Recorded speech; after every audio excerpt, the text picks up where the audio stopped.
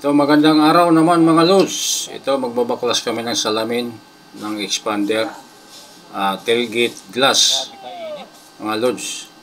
Ay kailangan baklasin mga lods para may kabit na, at ikabit ko yung panel, no, para may guide siya at masundan sa alignment.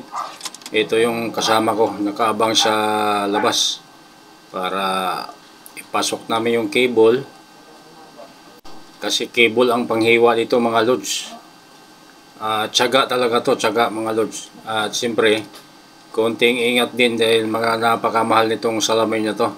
Dipagar itong salamin na to mga lods, kaya medyo may halaga. Ayan, tutusukin namin ng mga lods. Ayan na, nalusot na mga lods yung cable. At yung hatak-hatakin naman namin. Ayun, medyo inaantok pa.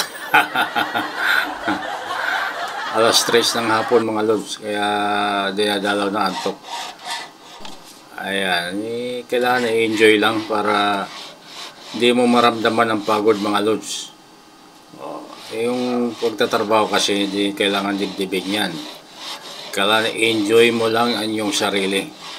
Hindi mo maramdaman matatapos na yung gawain mo pagka ganon. Kumbaga naglalaro ka lang. Yan matigas mga lods dahil original yung sealant pa dyan. Galing pa ng factory yung sealant sa planta. Napakasilan niya mga lods. Kaya tiyaga talaga mga lods.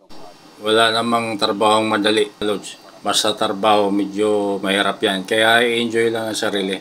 Kaya para hindi mo maramdaman yung pagod. Medyo matigas siya mga lods. Kaya talagang wala tayong magawa. Ito yung talent natin mga lods. Dito tayo kumikita para pang pamilya ito mga lods. Kaya kung kayo magtrabaho, yung iba ay tuloy lang. Huwag tayo tatamad-tamad para ang buhay natin ay magtagumpay mga lods. Malapit na yan mga lods, matanggal. Kunting na lang mga lods. Dahil yan, kailangan mabaklas na para may kabit yung bagong tailgate. Ayan, baklas na mga lods. Maraming salamat sa inyong panonood mga lods. Pagpalain kayong lahat ng pong may kapal mga lods. Please follow my Facebook mga lods.